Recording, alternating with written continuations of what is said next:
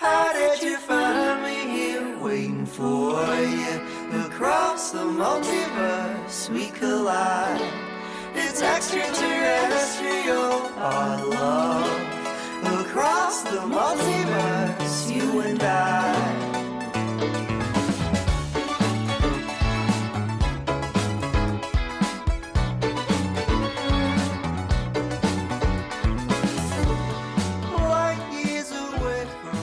Backbone Verse, welcome back to Journey Through the Arrowverse. I'm your host, Logan Keithie, and we're here with episode number 8. We will be discussing episodes 10 and 11 from the show Arrow. I could not do this alone, though. I have my co-host with me, Mr. Keithie Diggle. I'm just kidding. Keithie Langston, how are you doing today? Ooh, I'm even more impressed now. Keithie Diggle, thank you, buddy. That makes me feel good because you know how much I love Diggle. So thanks, bud. I really appreciate it. I'm doing good. I'm excited to talk about these 2 episodes.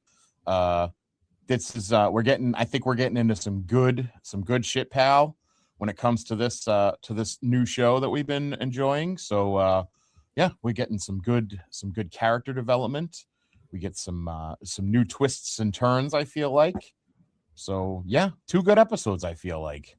Absolutely. Yeah, they're definitely solid for sure. I could have called you Keithie Merlin just to piss you off a little bit, since you mostly hate Tommy for the most part. Well, then I'm gonna call you Thea Crosland. How fucking dare you? How dare you, kid? I have gone with Diggled out of my chair for my Yes. name on StreamYard tonight. So As always. But like I said, we're covering episodes 10 and 11. We're going to start with episode 10. It is titled Burned. It's pretty on the nose about what we're going to talk about in this episode. So pretty on the nose title. We open with a scene of a big fire that is caught on some kind of building of some sort. And then we see multiple firefighters kind of trying to fight it and stuff like that and get it calmed down. And we cut to one firefighter that's with another guy, and they're trying to get to a certain real bad hot spot. And the guy tells the guy to do something like spray a certain spot or something like that. And he ends up being he's actually not a firefighter. He's dressed as one, obviously, but he shoots some kind of accelerant. I think they call it turpentine throughout the episode. He shoots this kind of liquid on the other firefighter, and it immediately causes him to go up in flames, and he obviously passes away because they're the only 2 that are kind of in that area. We then cut to the Queens. It has been 6 weeks since Walter's kidnapping, and Diggle tells Oliver that there is no update. They both realize he's probably dead somewhere, that the kidnappers probably have killed him at this point. Diggle wants them to go back to working on names on the list. Oliver thinks his family should be his priority. I'll go ahead and ask you, what did you kind of think of the start with the seemingly baddie of the week being the evil firefighter and Walter still being missing? I feel like they borrowed from the movie Backdraft. I don't know if you've ever seen that movie where it's a Ron Howard film made in 1990 about Chicago firefighters, starring Kurt Russell, Billy Baldwin, and Robert De Niro, amongst others. And Robert De Niro it's funny when you said accelerant, it made me think of that because Robert De Niro is an arson investigator. That's the one Tim Capel, he'll laugh if he listens to this, because it's the one Tim always makes fun of Donald Sutherland, because Donald Sutherland plays an arsonist, and he was, I like to burn them. That's so it's like Tim loves he loves imitating that, because De Niro's like, what did you do to them? What did you do to them? What did you do? And he's like, I burned them. And so but like De Niro keeps talking about the accelerant. So when you first said that, it immediately made me think of it. But it's very similar. And spoiler alert for a movie that's over 40 years old. There is a rogue fireman who is setting fires throughout the city of Chicago. And it's very similar to this case here. Again, spoiler alert. But so yeah, no, I mean, they borrowed. I feel like that they borrow from that, which is fine. Obviously, I mean, the movie's, like I said, it came from 1990, but no, I mean, it's an interesting action sequence.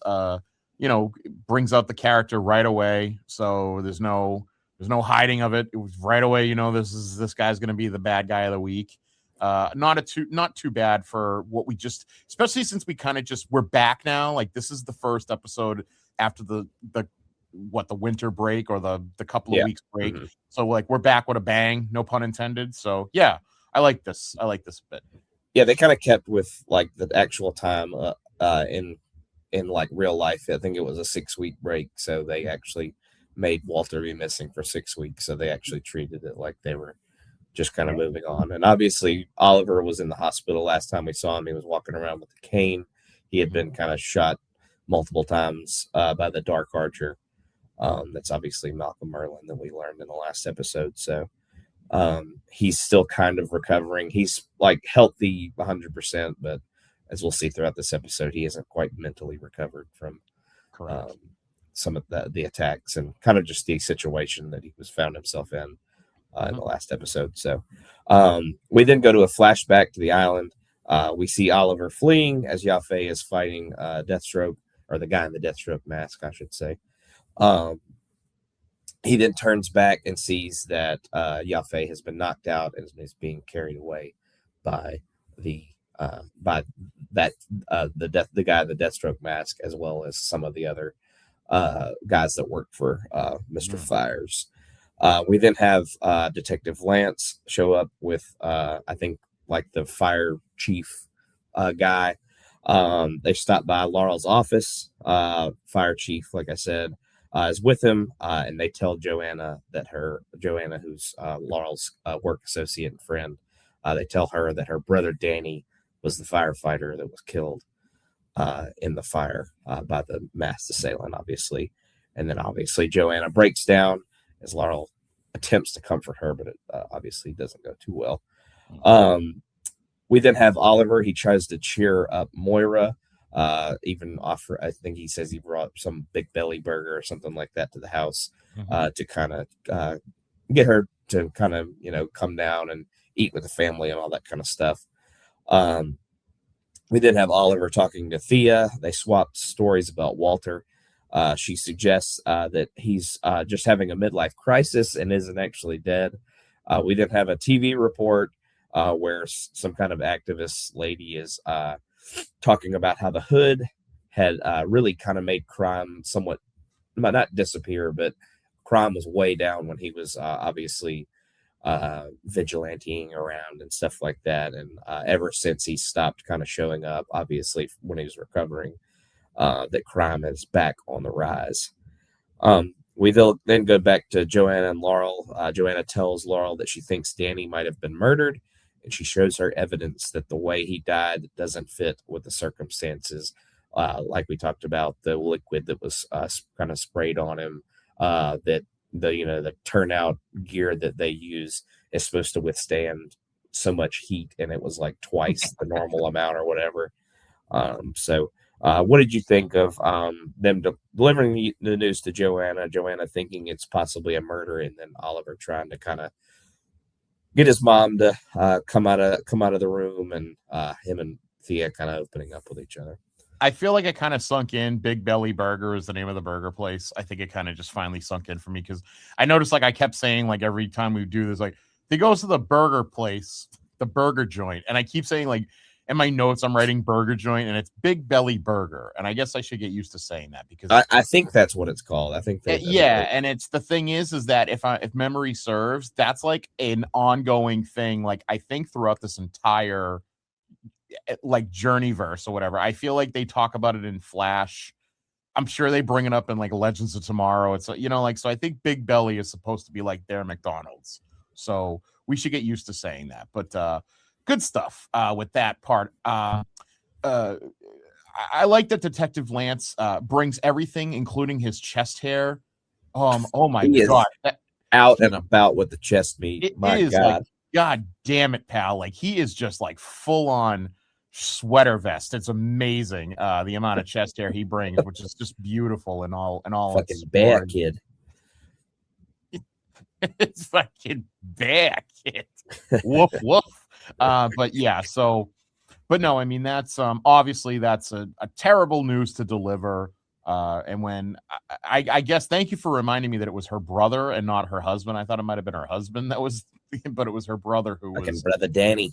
Brother Danny, yeah, very sad. I mean, it's always sad whenever those kinds of things happen, but you know, as we find out in this world, a lot of murder and a lot of death happens in this world that we're building.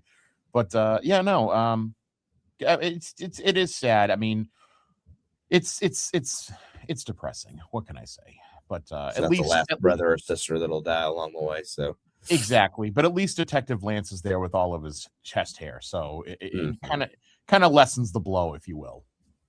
Yeah, absolutely. We'll go with that at least. Yeah. But yeah, you know, yeah, I think yeah.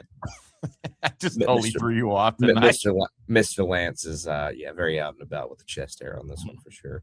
Yeah, you did kind of throw me off a little bit, but I'll try to get back on track. Sorry. No, you're good. But speaking of the last scene, they talked about you know, Joanna brought some evidence that she thought proved that her brother got murdered. Yes. Laurel takes that evidence to her father. It seems at least one other firefighter was killed when his suit burned hotter than the fire that was being fought. Detective Lance wants to leave it with the fire department because they have their own investigating department or whatever. I think he kind of mentions that. Detective Lance then has the phone that he got from the hood analyzed, but it was a dead end. It was encrypted so much that the guy from the security department of the police couldn't get through it. Laurel asks about it. Detective Lance kind of tells her what it is or what it's kind of supposed to be for. Laurel then steals the phone and places a call to the hood and tells him that she needs his help. Laurel is then visited by the hood later on that night. He uses this device obviously to disguise his voice, and he, as the vigilante or the hood, tells her that he'll look into Danny's case. He'll do some more investigating himself that maybe the cops can't do. And this is the point in the episode where I texted you separately and mentioned that Laurel has the most "I want to do you" eyes in the history of "I want to do you" eyes. Anytime the hood is around, and he like runs away suddenly, she's like, "Oh my God, come back! I want to bang the shit out of you." So I'll be honest, she is on fire. Like, she is smoking hot. I don't know what it is, but this episode, she's really good. Yeah. God damn, pal, she is like a 10. Like, she's an 11, and even so, she's a 10 normally, and when she has the we'll just call them the hood eyes, she's an 11. Yeah, so, anytime the hood is around, she has that very like longing look in her eyes. It's like, please be with me now. Please come and be with me. But we go from there, and Oliver tells Diggle about his contact with Laurel and asks him to look into Danny. He wants Diggle to alert the police to anything that he finds. Diggle then wants the hood to get back to work. We then go to Tommy. He wants to throw a fundraiser for the fire department because obviously he's been talking to Laurel about Joanna and her brother passing away, obviously. Oliver says he is impressed that his best friend is trying to throw a fundraiser for good things because he mentions that he once rented out a entire stadium to play strip kickball with models, I believe is exactly what he says. So that I would I mean, maybe not for Tommy's sake, but wouldn't mind watching that, I guess. Hey, but that's certainly something. But he's proud of Tommy's attitude about the whole thing and how he's seemingly grown up a little bit. We then go to Joanna. She is still working, and Laurel wants her to take some time off. Detective Lance then confronts Laurel about taking the hood phone. That sounds really funny out of context, but she then tells him that she spoke with the hood about Danny and lies that the vigilante took the phone back when she is clearly still in possession. Mm-hmm. So, what did you think of Laurel kind of stealing the phone, using it to kind of get in contact with the Hood, and then Diggle and Oliver talking, as well as Tommy kind of growing up and throwing a fundraiser for the good old firefighters? You think Laurel's keeping the phone in her prison wallet? You think, or sorry, maybe near and dear, we'll say. But no, I mean, she's when she's eyeing wallet. When she's eyeing the phone, she's like, I need to get this phone in my person because this guy's going to be my direct contact to everything that is good and good in this world. So yeah, no, I mean, she's obviously, at this point, I feel like Laurel's almost being portrayed similar to, like, I don't know, maybe Lois Lane, almost, with like just being like the one that's the contact to the main conduit for the Arrow or for the Hood at this point. So that kind of makes sense there, that she would be the one to like snatch the phone, so to speak. But and then her having that meeting with obviously with Oliver is great, because she's trying to like be a detective here and give him this information. She knows that her dad is hindered by whatever political barricade he's going to run into as a police officer, so got to go around the system and try to do it with this vigilante, which is good. It's funny how every time they try to show Tommy being a mature adult, somebody mentions about one of the douchiest things he ever did. Like, it's just like, I want to hold this I want to hold a charity event for these poor grieving families of this guy that died. Oh, the last charity event you had was when we played nude soccer? I think it was kickball. Nude kickball. Like, God, you're such or at least that's what Oliver said. I don't know if that's right. Like, he's just such a douchebag. Like, and it's even in like and we'll talk about it in the next episode, like, even just every time you try to think that he's not a douche, he just says something that's so douchey. So yeah, just continuing with that. But yeah, I'll just leave it at that. He's an absolute loser, dickhead. He's an absolute dick. Yeah. Or he at least was, for sure. So that's true. He's trying to be a good guy. Yes, yeah, he's trying. But we go from there, and Moira is pressured by the COO of Queen Consolidated to become CEO, because Walter is obviously missing and all that. He's worried about the public perception of Queen Consolidated, having the CEO disappear twice in a real recent span of time, under strange circumstances both times. Moira then kind of tells him to piss off, and tells Oliver that she's not ready to go back to work quite yet and have that kind of responsibility. Yeah. We then have Diggle. He kind of tells Oliver of some findings that he's had. He said he found a pickup truck that he can link to the fire deaths. Oliver then pauses when Diggle tells him that this is time for the Hood to reappear.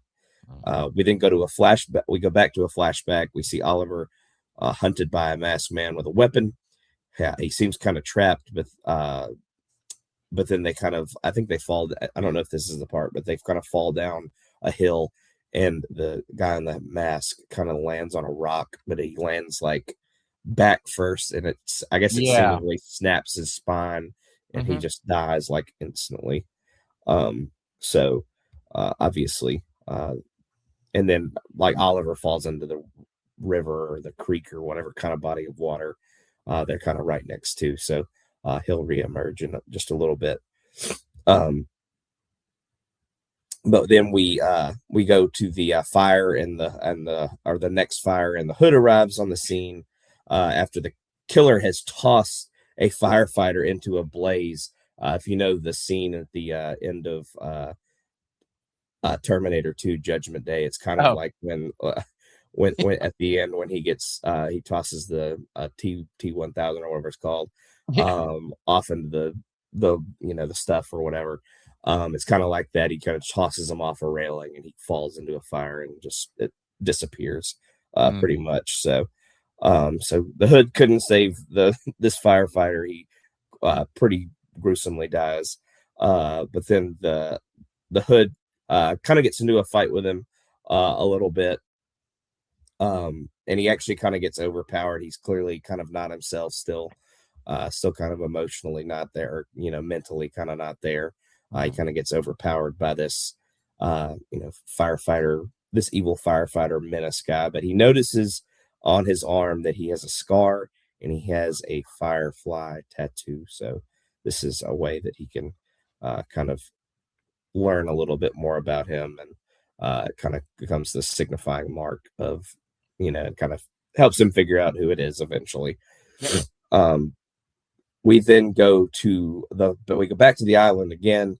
Like I said, we kind of see them rolling down a hill, and the guy falls on the rock and breaks his back and pretty much dies instantly. We then have Oliver call Laurel as a vigilante. He tells her what vehicle the killer drives and about the tattoo and the scar. And then she does some research and kind of comes up eventually again. But Diggle is not happy with that Oliver left Laurel by herself to kind of battle kind of learn more about the killer, kind of figure out more about that. He wants Oliver to kind of take a stand and really help her kind of take him out and stuff like that. They kind of fight a little bit, and John or Diggle kind of figures out that Oliver really isn't kind of mentally all there yet. Like, he's recovered physically, but he hasn't quite recovered quite mentally. He says he thinks, obviously, the Dark Archer got into his head, and Oliver isn't quite ready to be in all this. So what did you think of the couple of flashbacks to the island, and obviously Oliver kind of not being able to take down the evil firefighter? I mean, it's good. It's a good development of like his kind of like PTSD almost, where he's not, you could tell he's just not back to being ready to go, fully yet. I mean, he might be physically healed, but yeah, emotionally and mentally, he's not there yet.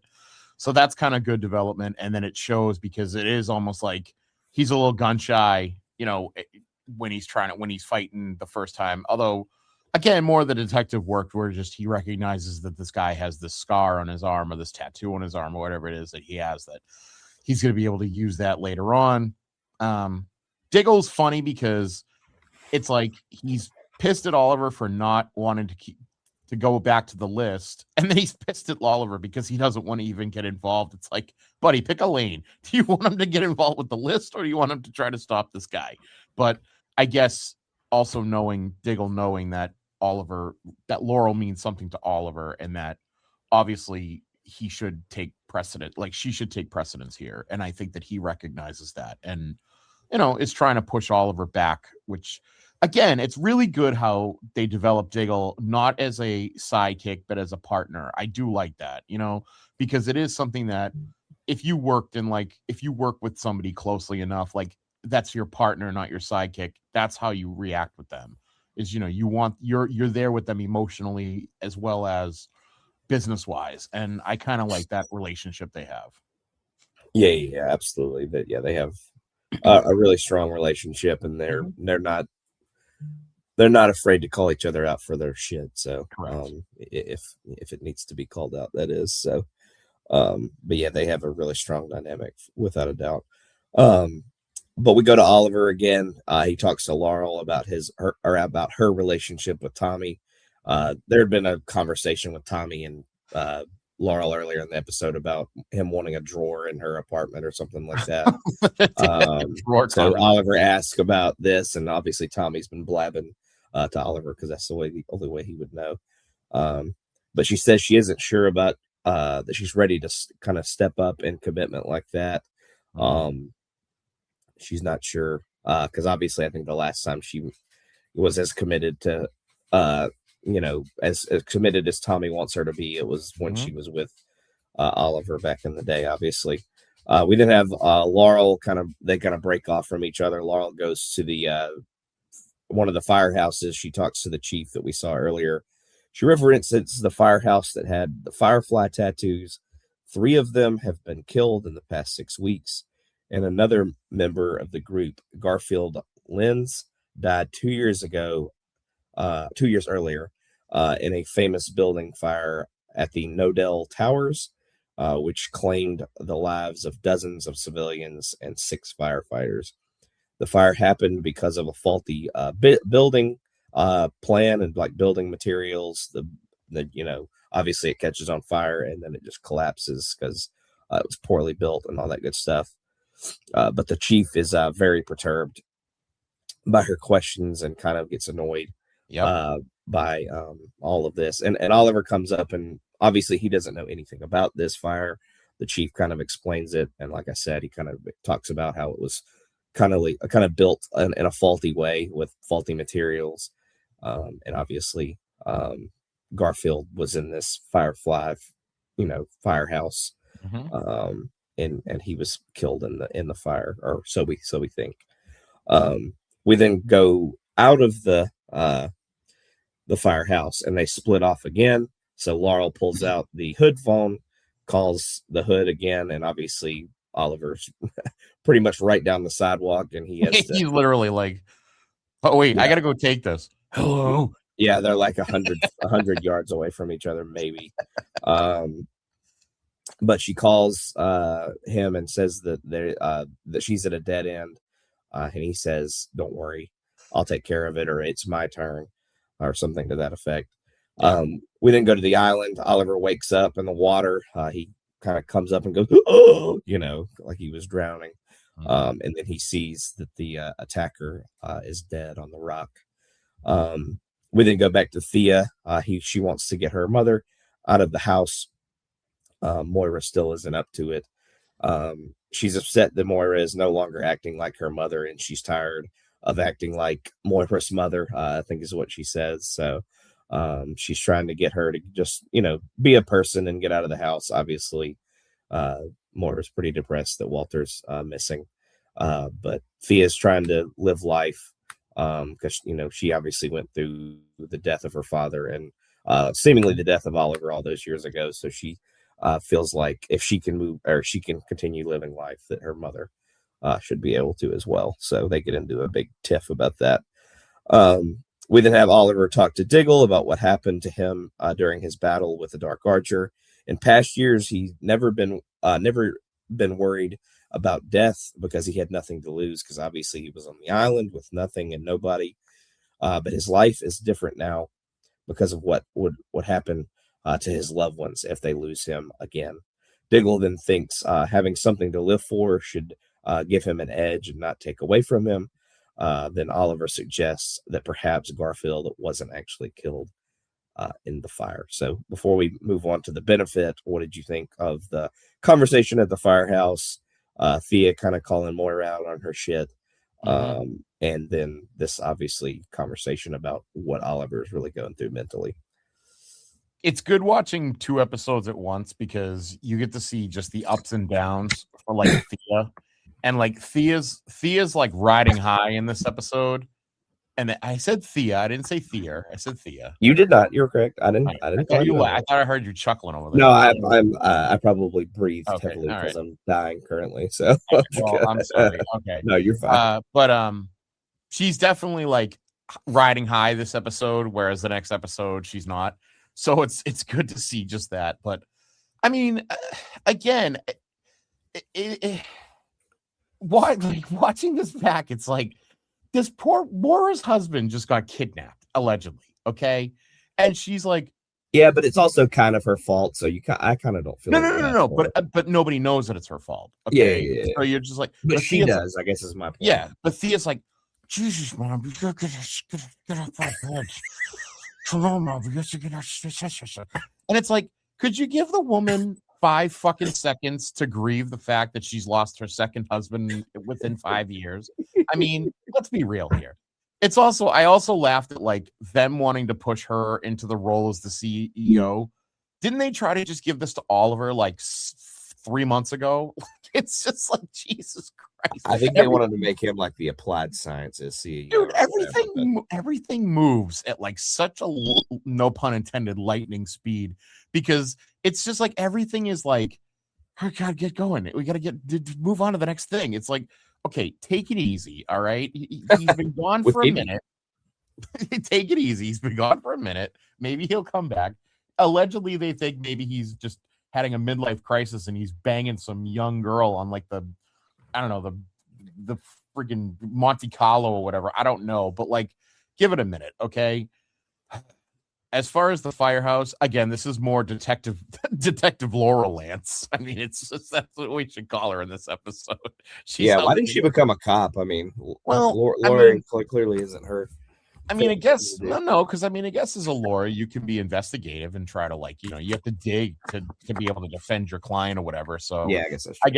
I guess she has a personal vested interest in this because it's her colleague and friend who lost their brother, and now we have a second fireman who is gone to their death. So I mean, there's just this is obviously something's happening here, So I guess we have to stick with that. But yeah, there's clearly something going on. Somebody in that crew is out for some kind of revenge. So also, we would be remiss if we didn't mention that I don't know if he's the fire chief or whatever is the great Danny Nucci, who was he was Fabrizio in Titanic. He's been in The Rock. He's been in Crimson Tide. He's a very big character actor, and I believe I feel like I recognize him for sure. So. Yeah, I mean, I would imagine that you would know him as Fabrizio, who was Leonardo DiCaprio's Italian friend in Titanic. He's the one who eventually meets his end when I believe one of the smokestacks breaks and falls on him in the ocean. Oh God! Yeah, it's been a hot minute since I've seen Titanic, but that's probably where I remember. He's also kind of like, I think he's known as. Is he like on a lot of television shows and stuff too? I feel like I've seen him. I think he has been, yeah. Or a random episode or something. Yeah, but he also like he dies. I believe he's one of the guys in The Rock who comes with Sean Connery. Womack. Yeah, he's like one of Womack's guys, and he's also in the movie Eraser, which is a Schwarzenegger movie where he gets killed in Eraser because he's just.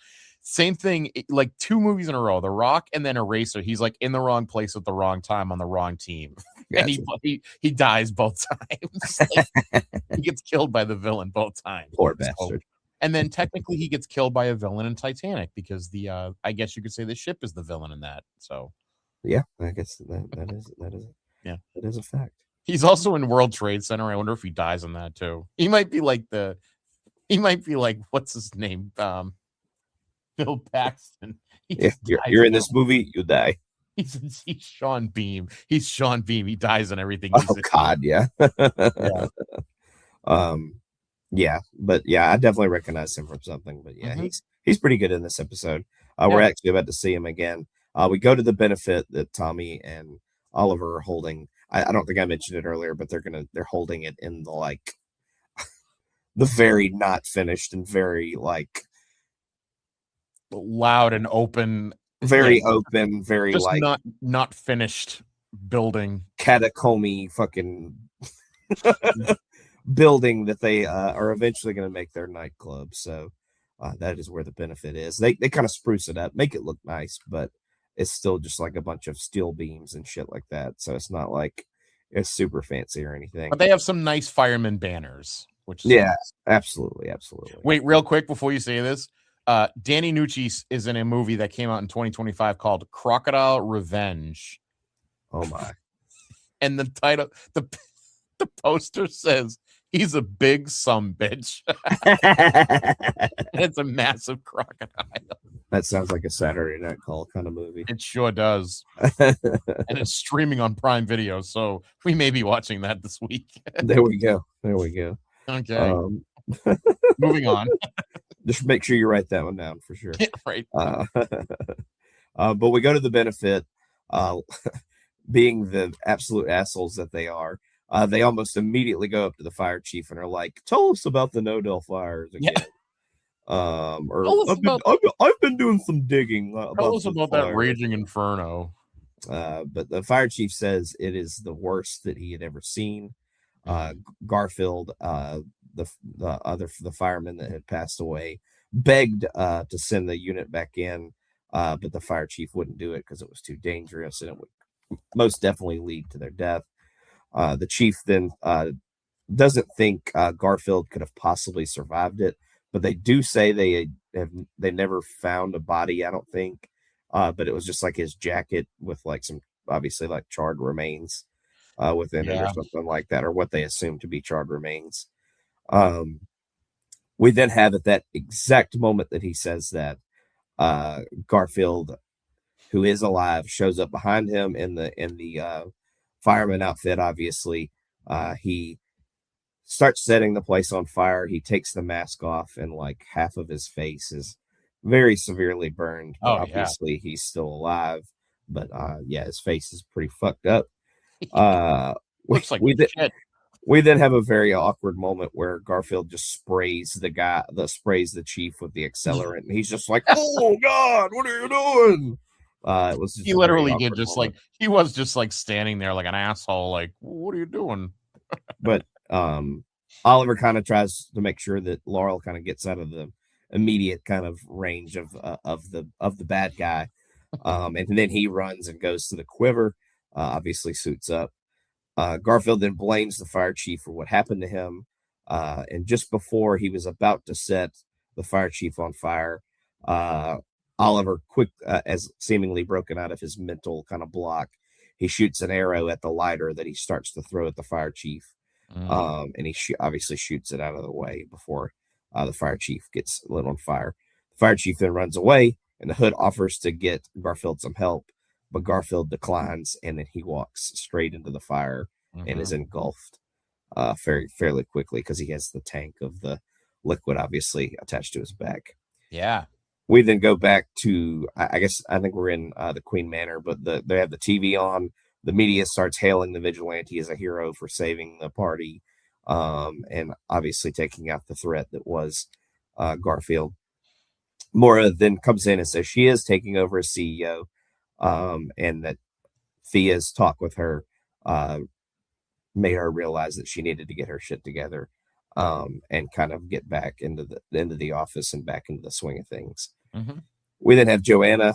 She is going to take a leave of absence. She gives Laurel her brother's badge, and Joanna wants her to give it to the Hood as a thank you. Detective Lance then apologizes to Laurel and concedes that she was right to involve the Hood. He gets the vigilante's phone back from her, but after a second, Detective Lance rethinks about it and returns it and says, "You should probably keep it." Obviously, yeah. Laurel has a little bit better relationship with the Hood, it seems, and she seems pretty stunned. She was looking pretty hot with the stunned face on too, in that scene. We then go to the next scene, and obviously Detective Lance, being the sneaky bastard that he is, with his fucking puffed out furry chest hanging out of his shirt. He has planted a bug in the phone, and the next time that Laurel contacts the Hood, the police will be able to listen in. And I think they even said they may be able to trace it or something, but they'll definitely be able to listen and hear what is said on both ends. He could put a bug in his fucking chest hair and it'd be covered perfect. Dear God. All blackthorn in his fucking chest hair. More like Black Bush on his chest. Black Bush. We then go back to the island one last time. Oliver has put on the kind of masked man's, whatever you want to say. It's kind of like an army outfit, but he's got like a mask with the eye holes cut out, obviously. Yeah. But he puts the guy's outfit on that had been killed, landed on the rock. And he actually finds keys in the outfit and kind of the army jacket.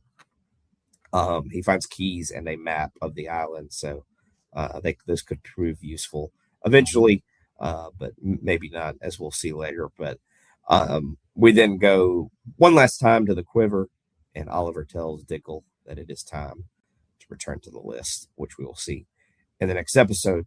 But before I get to some trivia facts and a 10 out of 10 rating, what did you think of these final few scenes?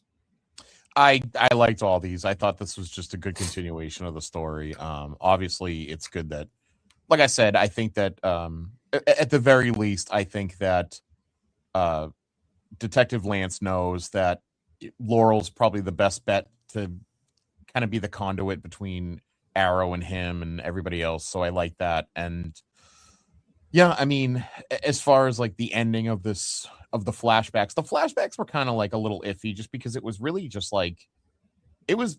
It literally was like what six flashbacks that took the span of like 30 5 seconds. minutes, yeah. Yeah, I mean, it was just If weird, even, but yeah. almost even not even worth. Like they could have just done one flashback and that was it. Yeah, maybe And doing like one at the beginning and then like another one at the end, maybe something yeah, like that. yeah. And but I mean, it's and then I'm trying to sit there and decipher what's on the map. It looked like it was in Russian, I think. I don't know. I mean, Yeah, I don't know if it was of the island, but it just seemed like it was kind of yeah. ocean surrounding some land. So I don't know if it was there or if it was something on where they were going next or whatever, something like that. I don't know. Yeah. But that's it. But yeah, okay. All right. I'll go to some trivia real quick before I ask you what your rating trivia. This was actually the lowest rated episode on IMDb for season 1. So I thought it was a solid episode, but it got a 7.6, which was the lowest for the season. Oh wow. As we mentioned before, this was the first episode to take place in 6 weeks, as the year-end episode was the mid-season finale. We have Oliver and Thea discussing movies that they could possibly watch. Oh, He recommends the movie Due Date while trying to pronounce Zach Galifianakis' name. Obviously, he very much fails. But Galifianakis would later voice the Joker in the Lego Batman movie, so kind of a tie-in to the DC universe. We then have Oliver. He gives Diggle the advice to turn his hips, since it's where the power comes from. This advice will be later given by a character or two that we'll meet later to Laurel, and then Oliver actually tells Diggle that again in a future episode. So he should have pointed at his hand and said, "This is where the power lies." Right here. This is where the power lies, brother. And this is the first episode. This is the episode. One of the episode flashbacks is the first time that Oliver has ever actually murdered another person, which I don't really think you could pin that on him. But this is the first time he's ever killed somebody, which obviously it's not really by his doing, but it's just kind of by happenstance. But that is the first time he actually kills anybody. But that's all the trivia I've got.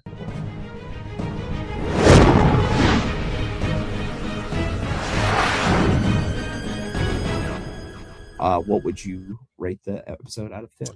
I just wanted to say, while you were talking about him having trouble looking up Zach Galifianakis, I just wanted to see if they have ever collaborated on anything. They have not.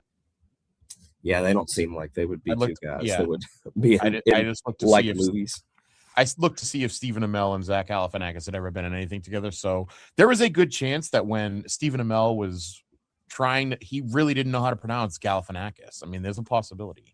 He is Canadian, It's I mean, he did become famous while he was on the island, so it's definitely understandable. That is true. Yes. Have you seen Due Date though? Have I seen Due Date? Mm-hmm. I don't know if I ever actually have, and I know it's like a Robert Downey Jr. vehicle, but it's also a Zach Galifianakis vehicle, and less is more in that. In my opinion, well, I mean, I like the first Hangover. The second Hangover is good. But then the only other movie of Zach Galifianakis I really like is I love The Campaign. Oh yeah, that might be my favorite Zach Galifianakis movie. Have you ever seen Dinner for Schmucks? Yes. He's good in that. He's good in that. He is good in that. Yes, he's really good in that. That actually, as bad as that movie, I love that movie. I love that movie. As bad as that movie is supposed to be, I fucking love it. And I think I love it because it is supposed to be so bad. My favorite thing, I quoted this for forever, but because I think it was on the trailer, but Steve Carell's character is at the party, and like Paul Rudd is like just showing up, and he goes, "Mamma mia, Papa Pia, baby got a diarrhea. Hey Tim, what's up?" So I don't know why, but it pops me so much every time I see it. I love when what's the girl, I forget who it is, what her name is, but she shows up, the girl that like freaks Paul Rudd out, and then Steve Carell plays dead. Oh yeah. He's like just throwing all the shit, and then he just falls on the ground. He plays dead. God, Oh I need God. to watch that movie again. It's the best. She said I watched her clitoris. Oh no. I couldn't find it. I said it's probably in her purse. It wasn't her purse. Her naughty purse. Her naughty purse. My God.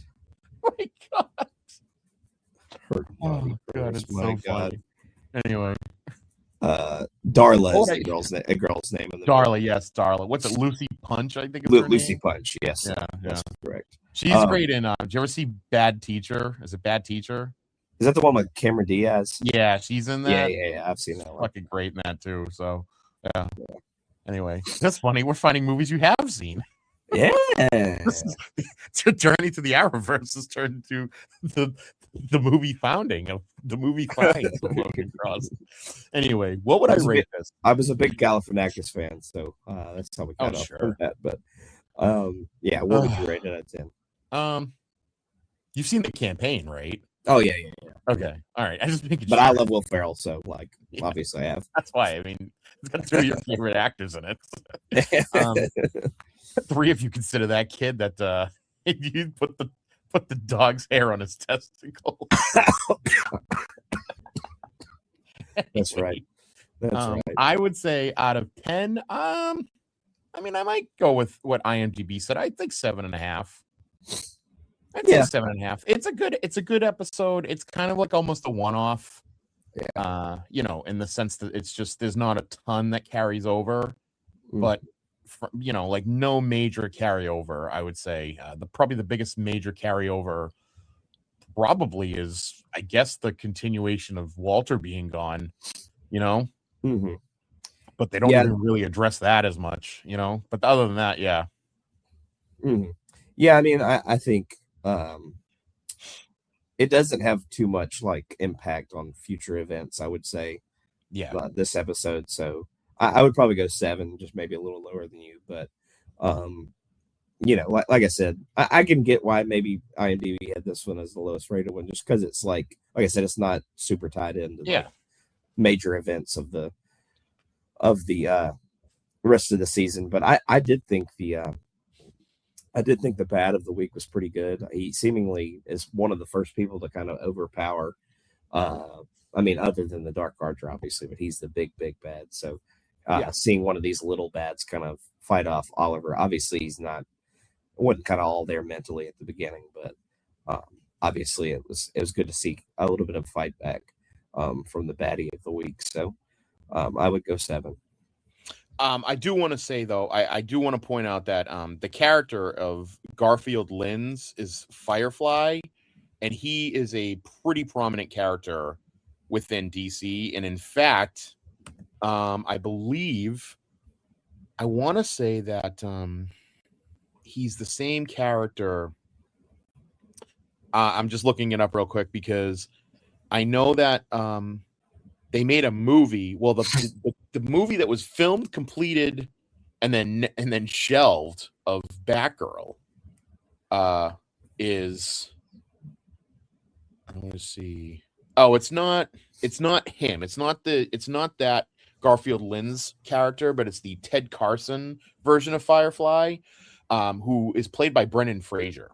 So, oh wow. Yeah, and they literally made that they filmed the movie. In fact, I think even Michael Keaton's in it. I think Michael Keaton's in it as Batman. And so it's and it was Batgirl, and the movie's completed, edited, special effects, everything is in there, and they shelved it. when Warner Brothers was taken over by Discovery. And so it's one of those things that like it may never see the light of day, and it's a completely completed film. And it sucks because I think it was actually like fairly like I think a lot of people liked it. And I remember that when that all happened. Yeah. And so it's funny because Brendan Fraser plays another version of Firefly in that. So not this version, but another version. So I got you.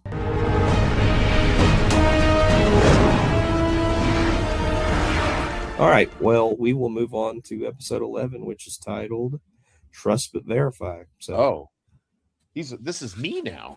I will let you take over. Yes, thank you, sir. Okay. If you would like, I mean, No. I'm just fucking. I got my notes. So my official notes. I was writing like a maniac while I was watching this. So, all right. So we are looking at episode number 11, which is Trust But Verify. Very famous phrase spoken by, among other people, Ronald Reagan back in the day, talking about the communists in Russia. Ronald Reagan, the actor. That's right. Do you know who vice president is?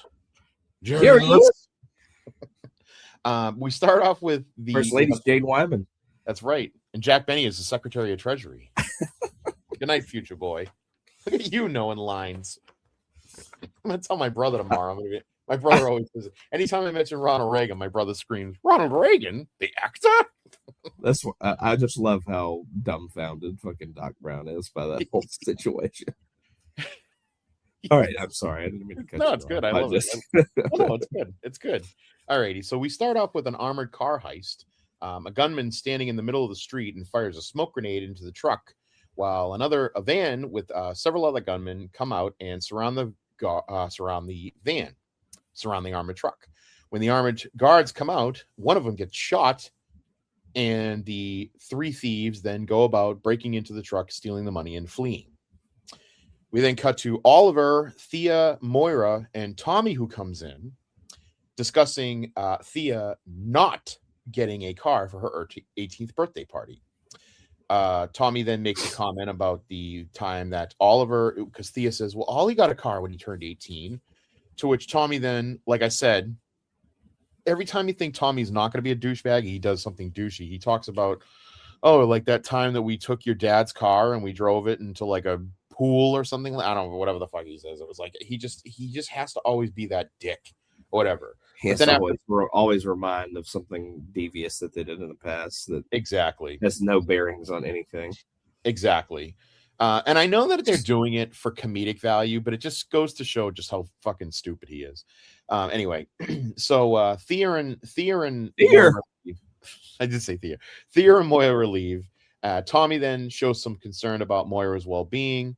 And then as they're discussing her well-being, there is a news bulletin on talking about the armored car robbery. Quickly, you see Quentin Lance, who says, like I said about the other two robberies, no comment. To which Tommy then quips, "This is why you keep all your money offshore." Guess what, Tommy? You don't have any money anymore because your dad cut you off. So we know later. more on that. Yes, more on that later. So we now show up in the Quiver, where Diggle actually calls it the Arrow Cave. And I wrote in my comments and went, boo. I don't want to call it the Arrow Cave.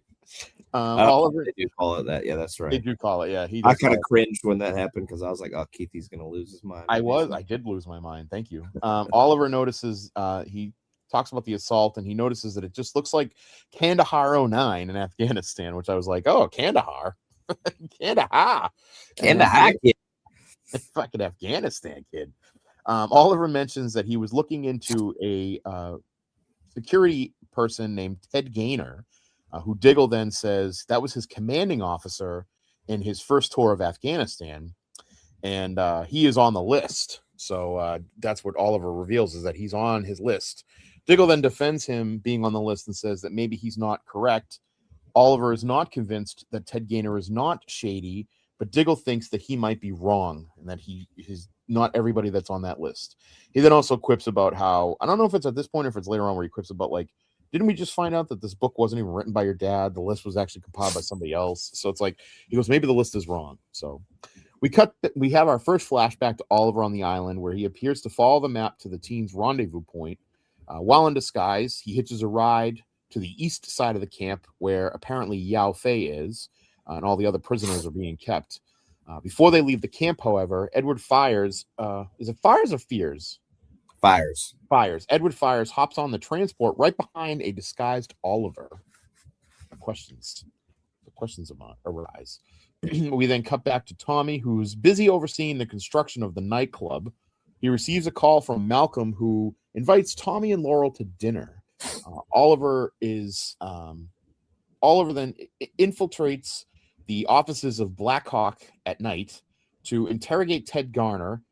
He also then steals a security fob that he takes with some information.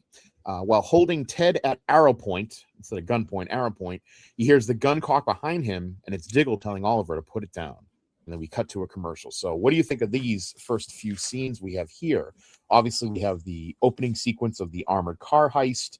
We have the quick discussion about I'll just say we have the discussion about the armored car robbery where Tommy quips about it, keeping all your money offshore. We then go into the Arrow Cave where Diggle and Oliver kind of have a little back and forth about Ted Gaynor and maybe his involvement in this. And then, of course, the first flashback where Oliver is in disguise, going into the rendezvous, seeing all the food that they have at the rendezvous point, and then jumping onto the Jeep as they start to drive over to the other side of the island. Yeah, I mean, I think we'll continue to talk about this throughout the episode. This is a good, early test of Diggle and Oliver's friendship and team kind of dynamic and stuff like that, because obviously this person that they're going for on the list is somebody that Diggle knows well. Diggle has a lot of experience with. He was in the army with him. He trusts him. He even kind of loves him like a brother to a certain point. So, but yeah, we start out hot with the the armored car getting shot up and them stealing all the money and stuff like that. But yeah, obviously Diggle's kind of trying to stand up for his army buddy. And he calls the book out for like you kind of said, like somebody in the last episode kind of sprinkled in or not the last episode, the episode before the break, that maybe it wasn't even written by Robert necessarily. Yeah. But we do have a mention. Oliver says that he saw a video of his father, or he heard like a clip of his father, or watched a clip of his father. Where he like talks about exactly what the list is and all that kind of stuff, kind of explains what it all is and why the names are there and all that kind of stuff. But he mentions that he might not have been on the island when he saw or heard this clip from his father. So this is the first time we mentioned that maybe he didn't spend the whole 5 years on the island. And so did that jog your memory? Like how? Like, do you remember when? Well, because you had watched this before, right? Yeah. I mean, I know what. Yeah, like, did you jog your memory though? Like when you were like, "Oh shit, that's right," because there's like you think he's on the island for 5 years, and then you come to find out he's not. Like, and that I did not remember it being like kind of put out in the the air that it might. Yeah. Like this early. I don't remember him. I obviously don't remember that line, but it definitely was like, oh shit, they're already mentioning that like he wasn't always on the island. But yeah, I definitely made a note to kind of point that out. But yeah, like I said, this episode's kind of really, testing the team dynamic between Diggle and Oliver, because obviously they're going after somebody that Diggle clearly cares about personally. All right. So the good thing I'll say about this being on Pluto, is that it has commercial breaks. So I'm like, oh, good. This is a good time for me to stop and ask you. I'm like, oh, good. So it has like the natural stopping. So we pick up after the commercial break where Oliver escapes using a flash arrow. Diggle then does ask Ted why the Hood would be going after him. But, Ted's like, why do you think? And Diggle assumes that the Hood was going after the wrong guy. So we kind of sit that. Back at the Arrow Cave, Oliver confronts Diggle, and they have an argument about the list and about Ted's placement on it. Diggle confirms that he is now an employee, or at least working for Black Hawk, and he's going to convince Oliver that Ted is innocent.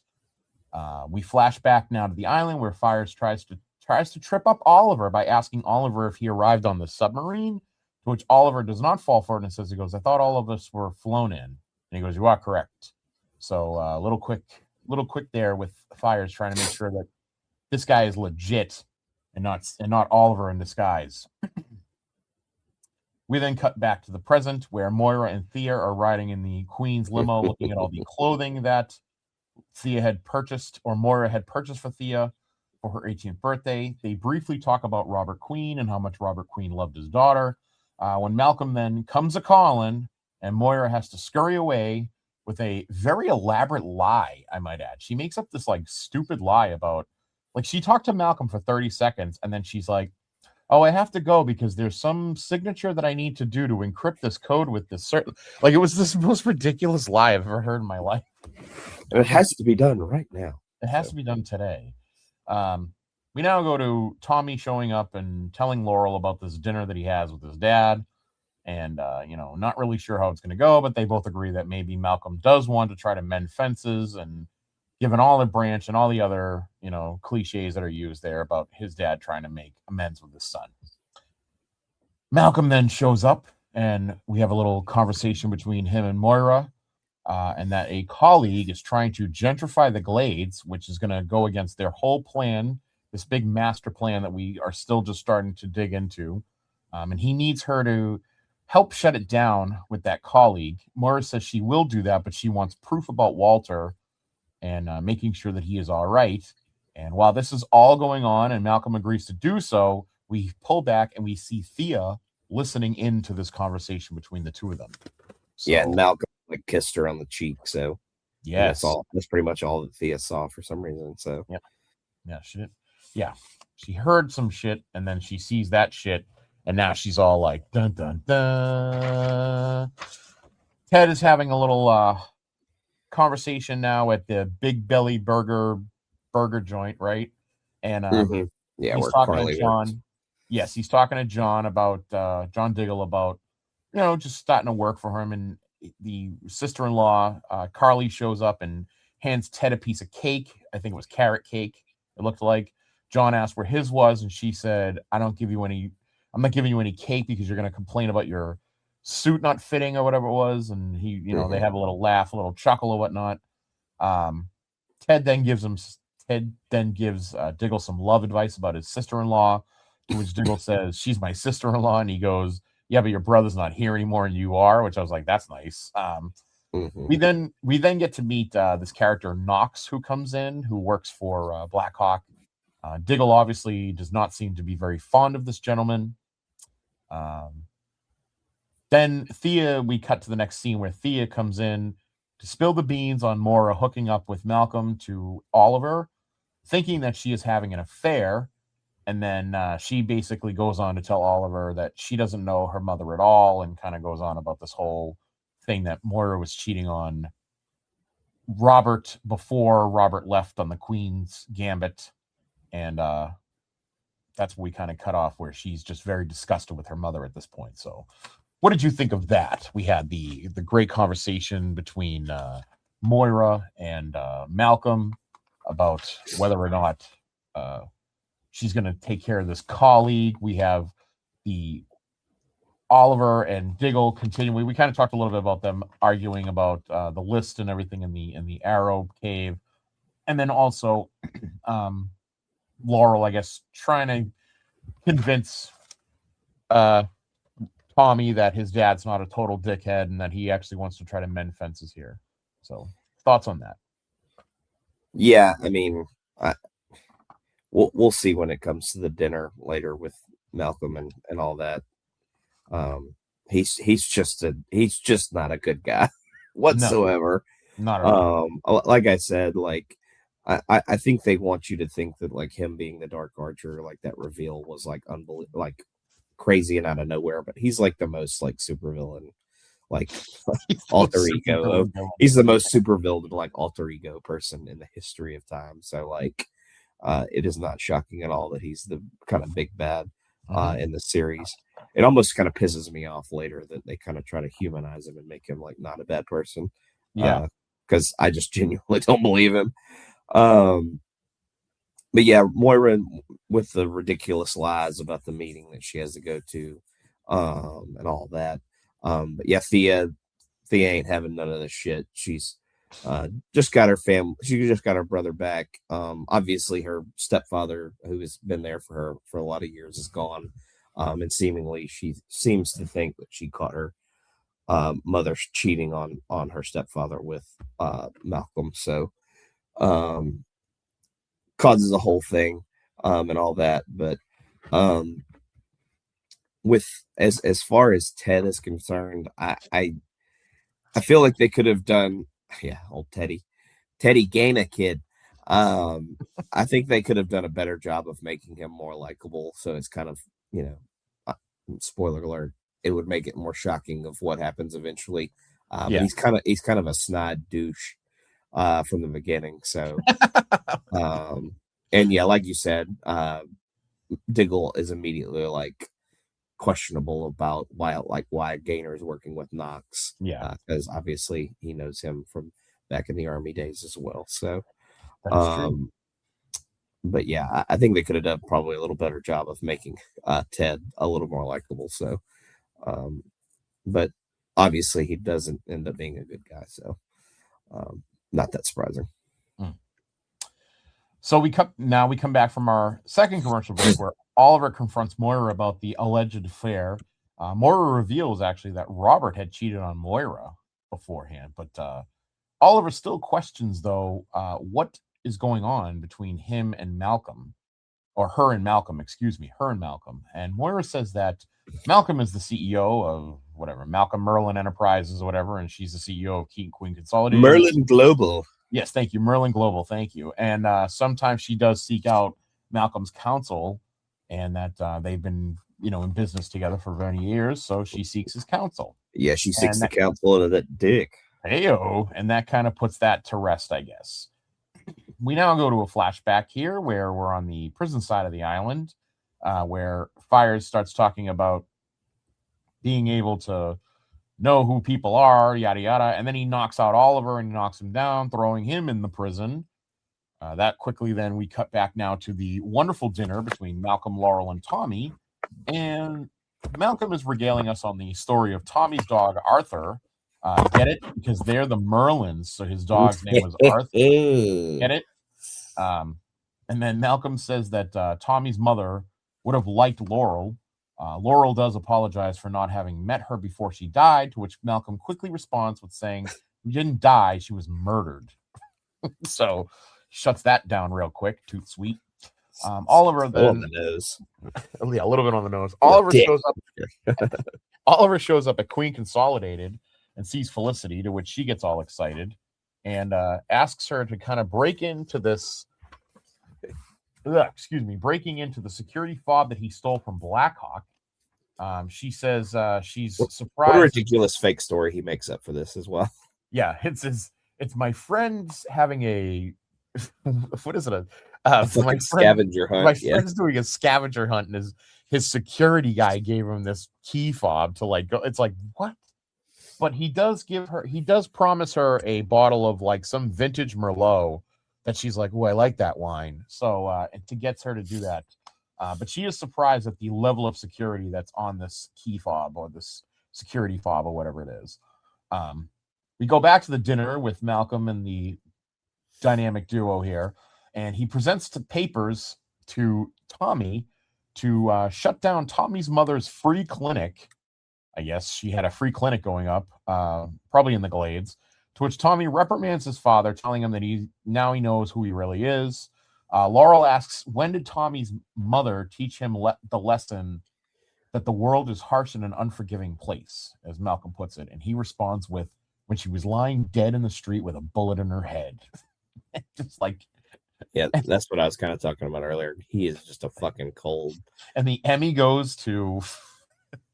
to the guy that plays Malcolm Merlin. I forget what his name is. John Barrowman kid. John Barrowman, yeah. I forgot his name, and I was raving about him. I think that's right, at least. It's definitely Barrowman, but I think it's John. Yeah. Just the way he delivered that line was so good. He was like, God, he's like I said, he's really good as a character, but he is such a fucking asshole. Yeah, no, he's playing a total asshole in this, yes. Yeah. We now go to Diggle. I noticed this episode, there's a lot of like back and forth to like all the different. It's very ADD this episode. I feel very jumpy. I think most of these episodes are ADD. Maybe the first season's like that. I wonder if it calms down like in the later seasons. We'll have to check. But Diggle asks Ted, walking around with Ted Gainer, asks Ted if he's the reason why Knox is working for Blackhawk. Ted maintains that basically that if Knox wasn't working, he'd be out knocking over liquor stores and robbing banks. Wink, wink, nudge, nudge. But he also saying that everybody deserves like a second opportunity or a second chance, whatever the case is. Felicity then calls Oliver saying that she broke into the fob. However, she stumbled across the details. She's like, I don't think this has anything to do with a scavenger hunt, because I came across these details about armored car robberies and major weapons like smoke grenades. So automatic smoke grenade launchers. And she says, we really should probably pass this information along to the police. Oliver then says, you know what? Why don't you forward that information to me and I'll give it to the police? So we know where this is heading. As the next robbery is happening, the next armored car robbery is happening, we see the guy in the middle of the street with the grenade launcher, and but it's foiled by the Hood as he shoots the guy's mask off, which was kind of a cool visual where you see like the mask fly off and then you see it hit the ground and the arrows going through like the smoke, like the whatever little gas mask. The gas mask thing, which was kind of cool. We have a quick little gunfight ensuing between the Hood and the three men that are trying to rob the armored car. The armored truck flees really quickly. Actually, it doesn't even slow down. It just keeps going. And but the man with the gas power grenade is hit in the shoulder, it looked like, with an arrow. As the other men flee, he shoots Oliver with the rocket-powered gas grenade, I will say. And Oliver takes one basically direct shot from it. However, he does have a trash can lid to survive. So. He does have his trusty trash can lid shield. Yes, he has his trash can lid shield. So, and that's where we cut to our next commercial break. So, with that being said, what are your thoughts on Oliver's Oliver's confrontation with Moira about the alleged affair, and then also finding out what was going on? Why is she talking to Malcolm? We see the dinner party that we already kind of talked about between Malcolm, Laurel, and Tommy. We also have his little brief discussion with Felicity and offering to give her some wonderfully expensive wine if she can break into the security fob. I like also how she says when she hangs up the phone, she goes, "So I guess no wine." Yeah, I thought that was kind of like, funny. I guess I'm not getting the wine. I guess I'm not getting that wine. And then we have that other quick. We have the quick conversation with Diggle and Ted Gaynor about Knox, and then also the next robbery being foiled here by the Hood. So, what are your thoughts on those scenes? Yeah, I thought that little action scene where he kind of stops the heist from happening was pretty solid. If not just a little ridiculous with the trash can lid shield of the grenade launcher. Yeah. Little absurd for sure. But Oliver kind of talking to his mom. I mean, I think she's probably going to end up being my LVP for this episode because she just lies and is kind of a mopey asshole in the first episode. So, she obviously doesn't know everything about Oliver and all that kind of stuff. That he's capable of fighting and all that kind of stuff, and that he's clearly not just a playboy and all that kind of stuff. But like, she could just be honest with him. Like, they could try and help. Like, I mean, obviously, I don't think they would try to go to the police or anything like that. But I think she could have at least been honest with Oliver. I don't know if the cheating stuff is necessarily true or not true, but I think she could have told Oliver what's going on, and like he could help either stop it or try and figure out how to stop it. If I mean, like I said, obviously she doesn't know what he's capable of, but it just seems like she could have avoided all the turmoil that happens in this episode by just fucking saying the truth to at least Oliver, and just maybe like get him to tell Thea to like lay off and he'll get it figured out and all that kind of stuff. But and again, we kind of see Diggle kind of questioning why Knox is involved, because obviously he was kind of a problem when they were in Afghanistan and all that. So definitely looking forward to seeing the rest of the episode and kind of what happens with all of that kind of stuff. But I thought the action scene was solid to kind of wrap up this series of scenes, but the grenade was obviously a little A little goofy. A little goofy. We come back and we're at Thea's banging 18th birthday rave, where she shows Ollie her new convertible that she got.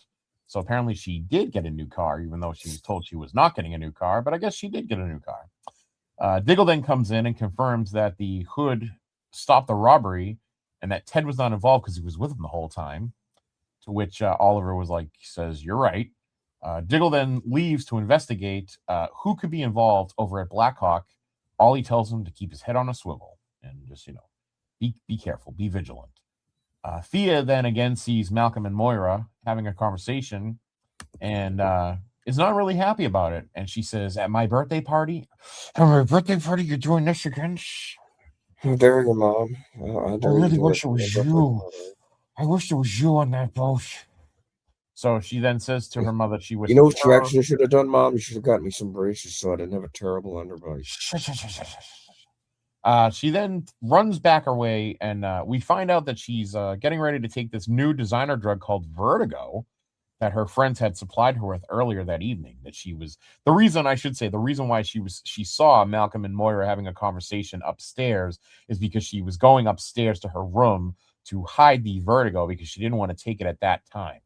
And then she quickly decided, let's fuck it and take it now. Diggle is at the warehouse, the Blackhawk warehouse, and he finds that special van that was at the scene of the crime of the break-in or the armored car robbery. He pulls off some tape and he sees the name of the other, what was it, like something power cable company or something lame like that. It was whatever. It was like inter cable power. Yeah, it was inter cable or inter something. Yeah. Knox catches him, and when he's confronted, Knox says he knew you weren't going to go along with this. And Diggle says, who? As if anybody didn't know. And then the lights come on, and there's Ted. And Ted reveals himself to be the mastermind behind the whole thing. Ted reveals that while they were in Afghanistan, they were considered conquerors. And now back in America, they're basically just babysitters.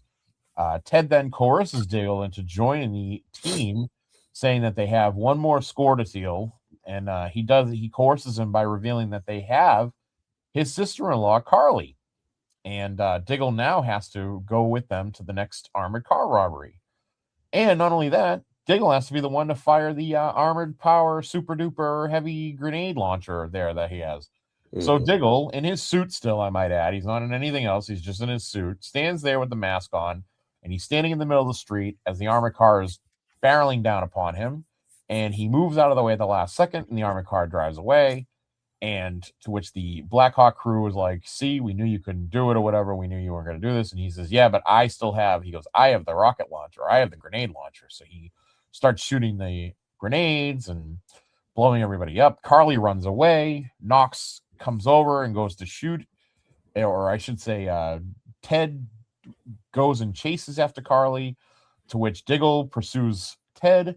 And then we have Knox almost about to shoot Diggle in the back when Ollie comes and saves him and shoots the gun out of his hand. And then there's a quick little fight between Oliver and Knox. I don't remember seeing Oliver knock out Knox or anything like that, but he does, because as Diggle then confronts Ted and has him at gunpoint, Ted turns around and says, you won't shoot me. And he doesn't shoot him because while at gunpoint, Oliver shoots Ted with the arrow and kills him, I believe. To which then the police arrive. You hear the sirens in the background. Diggle tells Oliver to flee. And then he ends up reconnecting with Carly through the fence. And you can tell that there's a little bit more than just maybe she's just happy to see him. While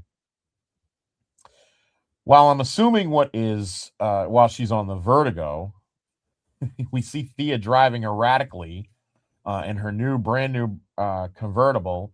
She barely collides with another car, but swerves out of the way, and I believe crashes into a ditch. And then you see her in the car, passed out, airbags deployed, the car is destroyed, and she's unconscious.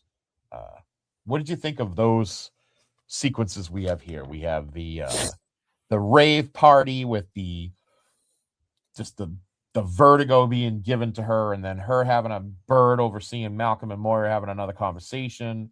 And then obviously the whole mishigas going on at the warehouse with Diggle and the Blackhawk crew there, and then of course the quick gunfight that we have between Diggle, Oliver, I'm going to say Ted and Knox, and then of course just seeing Thea driving erratically and then getting into an accident, which is like, this is of course we knew this was going to happen type scenario going on here. So what did you think of that?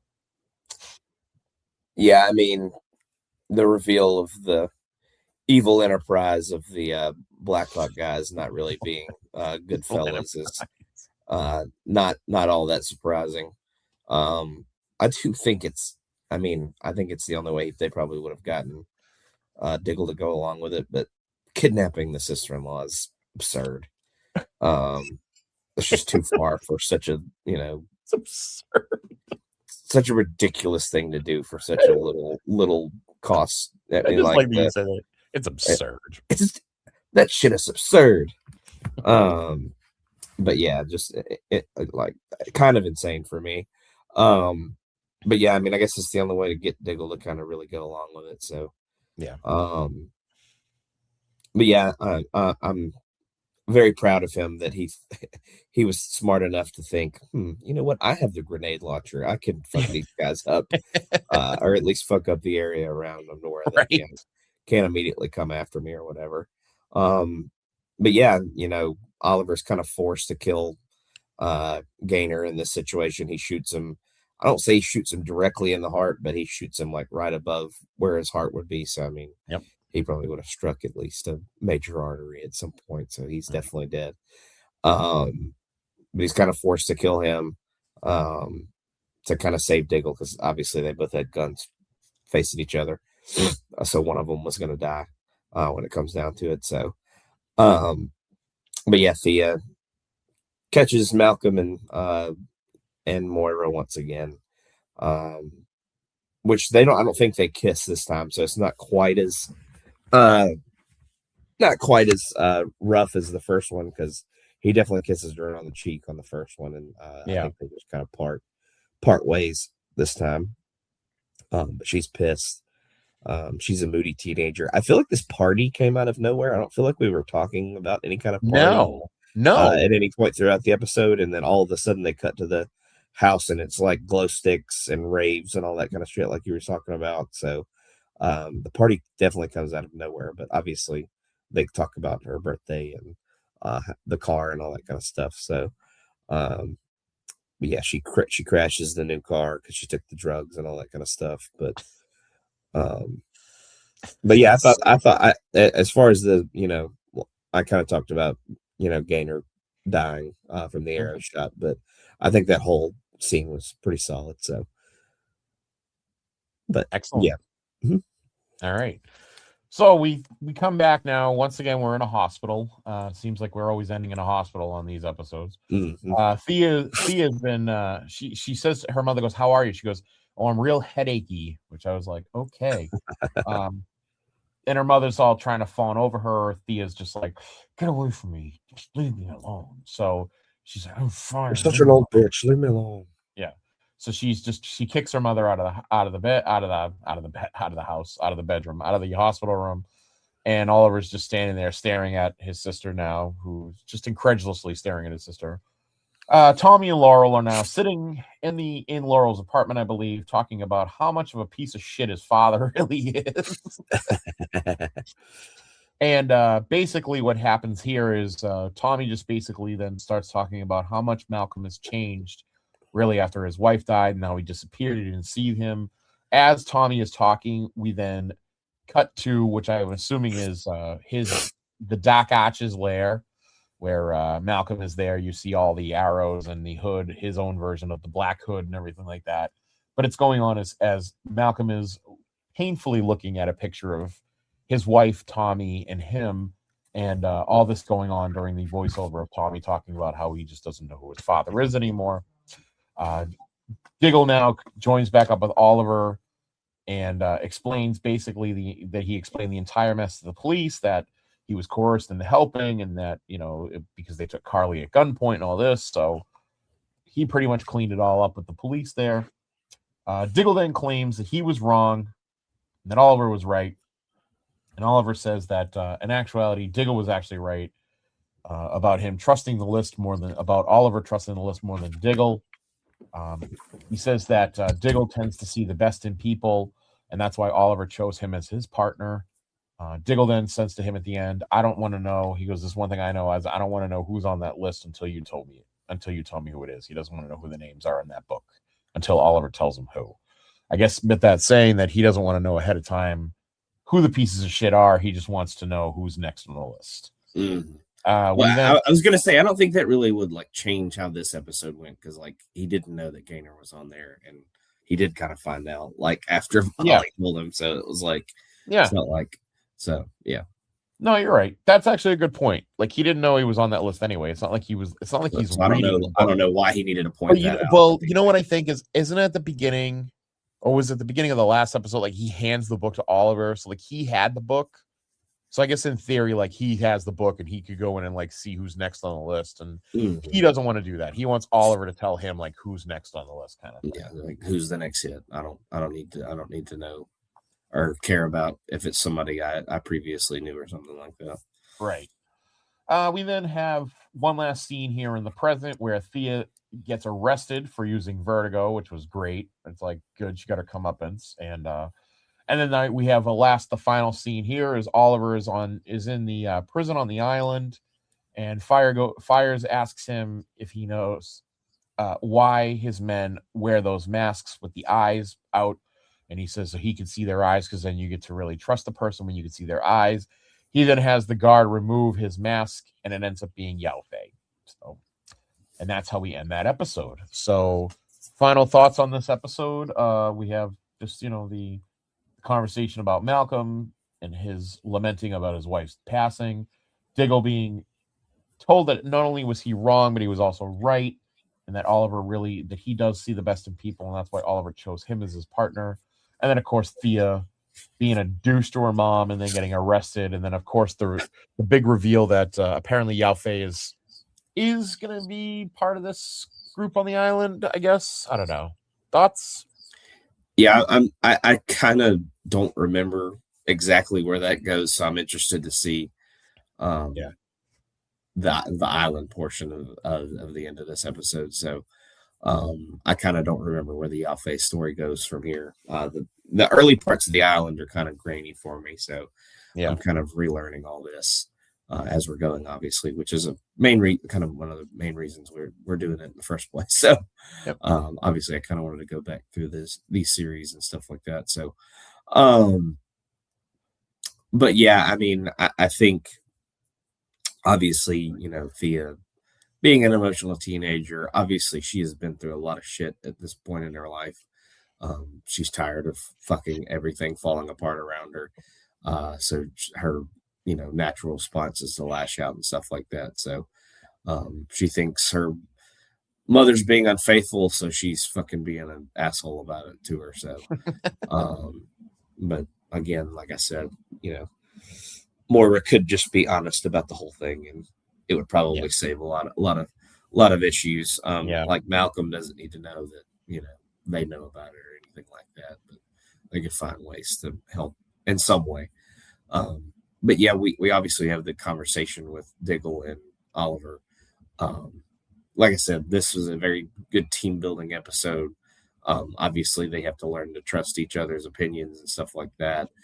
They admit both are kind of right in certain ways, but they just need to learn to try to trust each other going forward. So definitely strengthening them as a unit, which is always good to see. So, and then, it's good to see like a backstory with Malcolm, kind of why he's so cold, why he's such a prick, why he's kind of, way that he is, he's just ruthless and cerebral and all that kind of stuff.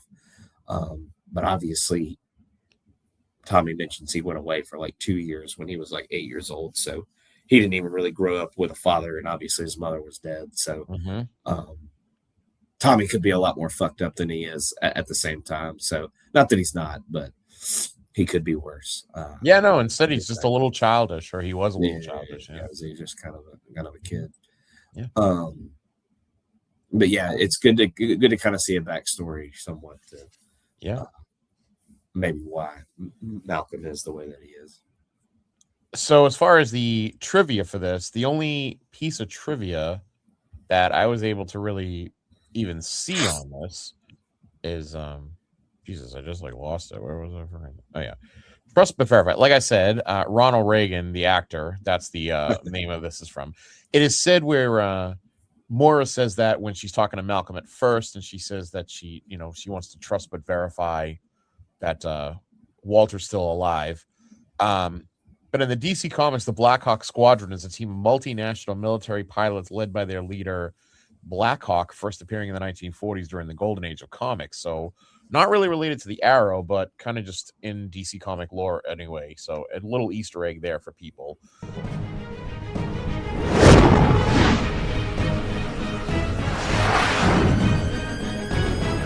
Other than that, what did you think? This episode was ranked 7.9 on IMDb. What are your thoughts on it? If you were to give it a score out of 10? I went 7 on the last one. I think this was a little bit better. Had a little bit more meat to it, so I would go 8 on this one. I thought it was solid, and definitely, like I said, better than the last one, without a doubt. So I would go 8 for sure. I had a couple of more trivia notes. Good. If you want me to list some off. Yeah, please.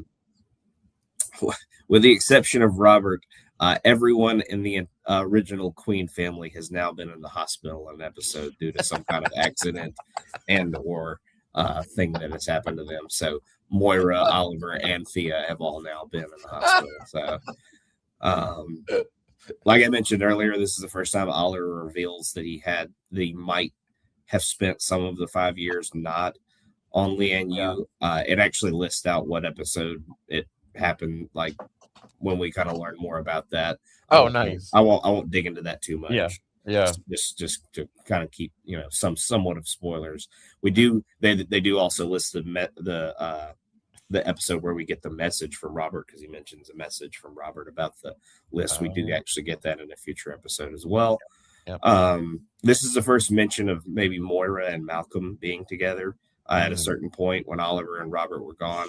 Obviously, as you know, and as I know, that will come back to have an impact at some point. So, and then the next episode is actually titled Vertigo, and we'll see Thea in court. So that's kind of tied into the end of this previous episode. So, but yeah, I thought it was a solid episode. Like I said, I think it was a little better than the last one, which I gave a 7. So I'll give this one an 8. Nice. All right. I would probably agree with you on this. I would defer to you as the expert on this opinion. I would probably go about 8 as well. I think it was a solid episode. So Yeah. All right. I'm going to give it back to you now to go do some awards. So yeah, we will take it away, Haas. We'll go through some awards and then we'll do some plugs real quick. Who would be your MVP of these couple episodes?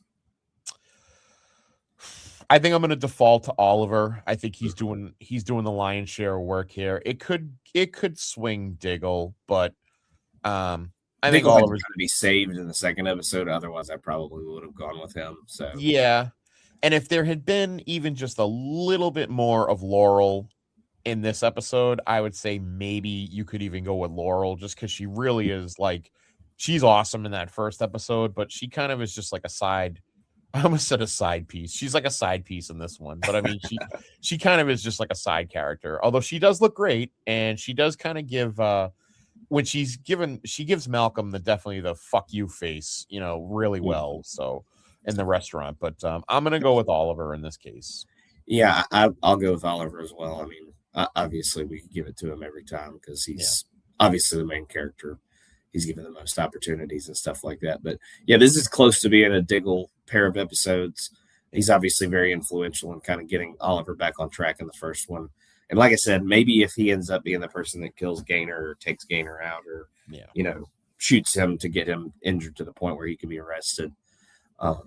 Maybe you could go with him, but he kind of has to be saved there at the end. So yeah, I think that would kind of take him out for that. You have failed this city. As far as LVP, I think it has to be one of the Queen ladies, depending on which one annoyed you.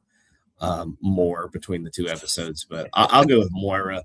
I have a feeling you're going to go with Thea, but Yeah, I'll go with Moira just because she was, like Thea kind of call her out for kind of just moping and being a, miserable person in the first episode. She was also kind of loathsome in the second episode just because she clearly could have just told the truth and, something could have been done to help her out. yeah. You know what? I'm gonna defer to you. I'm gonna change my opinion on this, and I'll say I'll go with you on this because it's gonna be Thea's gonna end up having this is gonna be one of those where let's give it to Moira because we know Thea's gonna get it the next episode. It's just, I'll give it to Moira because you're right. She could have. You convinced me with the whole she could have just told Oliver the truth of all things. Yeah, maybe keep Thea in the dark because there's really nothing Thea can do. Well, because the whole thing is she's so complicit in Malcolm's bullshit because she just doesn't say anything, and it's you want to bring don't you realize your son's old enough to know that your dad his dad was maybe a bit, because she even says, she goes, I never wanted to tell you because I never wanted to take that impression of your dad. It's okay, well, tell me what the deal is so that I can at least know what's going on and maybe I can help you. So, yeah, I'm going to agree with you on this. Yeah, I get it. I get trying to keep the secret as much as you can, but yeah, but it's clearly causing a huge divide in your family. Yeah, and I know the teenage daughter situation, they're going to be emotional and all that kind of stuff. Anyways, whether you're pissing them off on purpose or not, but then God. No, I was pretty much done. Just go. Well, no, because then again, it's this whole thing where she has this whole argument with Walter about being truthful and honest, and then it's she's just fucking be honest with everybody else. It's just ugh. She just fucking lies, and even even on the previous episode, Walter could have been honest with him. Yeah. And he I don't think he has the fighting skills that obviously Oliver has, but again, she doesn't know that either. But he could help. He doesn't have to. He could play dumb and but he could, figure stuff out or, maybe work a way to get to, I don't know. But it just makes her seem so complicit and whatever seems like this massive going to happen is going to happen. Yeah, and whatever this massive overhaul is that they're planning, it's she's just so bad at being involved in it, and so haphazardly being involved in it too. She's not really doing anything, So yeah, mm-hmm. And we do learn on these episodes that the plan that they're going through with is called Tempest. We may have mentioned that in the past, but they do mention that it's called Tempest in this episode. So yeah, we'll see what that entails going forward. Best scene out of the two episodes, probably just the fight at the end of this one, the second one, where they kind of take out Gaynor and obviously in the Blackhawk crew once and for all. But I would say the kind of battle in the first episode, but the firefighter guy Garfield or whatever his name was just kind of walks into the fire and kind of gives up. So not much going on there. He kind of just derps himself. If you enjoy the ridiculousness of the trash can shield, you could go with that fight as well. But best. I would even maybe say I guess the best fight is probably the ending sequence. Yeah, where you have I wish we got a little bit more of a fight scene between maybe Knox and Oliver, just because that would have been the real fight. But I guess what we got at the end was good. This wasn't really good fight sequences in either episode. I feel not particularly because like we said, the bad guy in the first episode just kind of ends up killing himself and kind of just gives up after obviously. Maybe we could say maybe the best scene is when Oliver's talking to Felicity and offering her the wine. Maybe that's the best scene. Yeah, that was definitely the most entertaining one, especially the second one where she's like, "Oh, I guess I'm not getting any wine." Or how about when Oliver and Laurel confront the fire chief at the at the benefit. Yeah, the fucking investigative journalist Oliver Queen and Laurel Lance. I mean, that might be a good. That's. I'm gonna go with that. That's the best scene. I'm a broadcast journalist. I'm Laurel Lance. Broadcast journalist. Do you know what's in the Undertaker's urn? Oh God. There was another funny line I think it was at the beginning of this episode, but it may have been the first one. I can't remember, but I think Oliver just tells like Diggle he was right, or he was, he says something like, "You were right about blah blah blah" or whatever. And Diggle's like, "Oh, that I gave you awesome like dating website advice or something like that." It was. Yeah. I can't remember exactly what he says, but he says some kind of funny comment about like, "Oh, I made you the best dating profile" or something like that. So I thought that was pretty funny. That is kind of funny. Yeah. I have to be someone else. I have to be something else. Most important scene, I would say probably the conversation between Oliver and Diggle there at the end. Obviously, like I said, strengthening their team aspect with each other. They trust each other. They kind of are dead set on the plan and where they're going and where they need to head and how they kind of need to continue to carry out the situation. So I think that was pretty important in the grand scheme of things. But what did you think was most important? I would say either that, or I actually really liked the voiceover, Tommy's voiceover, explaining about his dad, and then you see like you see Malcolm kind of lamenting over the picture. I felt that was just, and that's only because of moving forward with him being like the overarching villain. It kind of is just, it was good to get a little bit of exposition on his character development. But yeah, I mean, I could say you're probably right in the sense that it's probably between, because it's Oliver and Diggle like cementing their partnership and friendship as well, and the trust that they have in each other. So I would say that, but I would just maybe an honorable mention to that voiceover, because I thought it was pretty good, at least of just explaining like, this is, I don't know what the hell happened to my dad. He wasn't like this, and then all of a sudden he is like this now. So no, that definitely is a good option as well. Definitely good that you called that one out. So, but yeah, that'll wrap up awards as far as I'm concerned. So we'll go to some plugs. What do you have to plug tonight? Well, I mean, always listen to me on GFA Live with PD Winson, my BFF. You guys know the deal. We're currently going through 1990 of WWE. So yeah. I'm like, yeah. So, sorry about that. My nephew just came and asked me if I was podcasting still. Oh my God, I got you. I'll edit that out. But yeah, no, listen to us on GFA Live, and then everything that we do here on the Backbone Wrestling Network, especially Movie Education with Logan Crosland, as we mentioned that earlier before, or at least we mentioned that Logan's seen a lot of movies. You can hear Shit Take and Hands of Z with me and Sean Kidd. You can hear Clash of the Champones, where I have a rotating cast of people as we talk about the Clash of the Champions. Check out my YouTube on our Backbone YouTube channel, where you can see me cook and Can Keithie Take the Heat. And every once in a while, I make an appearance on the Exposition on the North-South Connection Podcast Network with Miss Jennifer Smith, as well as Mr. Tim Capel. So that's kind of where you can find me. All right, gotcha. Yeah, definitely check out all of Keithie's stuff, especially the ones with me on it. I'm just kidding. No, but definitely check out all of Keithie's stuff. As far as me on the Backbone, I'm on damn near pretty much everything. Backbone. You are the Backbone. I am apparently the Backbone of the Backbone. So, but I have Highway to the Impact Zone. We are about to start 2008 on that podcast. We finally finished 2007 on our last one, and we'll be recording Monday our first episode in 2008, and then the next episode after that will be a pay-per-view. So we'll be looking at the first pay-per-view of 2008. Fun fact, Keithie, we'll be covering Final Resolution 2008 2 episodes from now. You know what pay-per-view we're going to cover at the end of 2008? Final Resolution, because they realize, hey, we should probably put Final Resolution at the end of the year. So we have 2 Final Resolutions in 2008 that we'll cover. So wait, were there really 2 in 2008? 100%. There was one in January and one in December.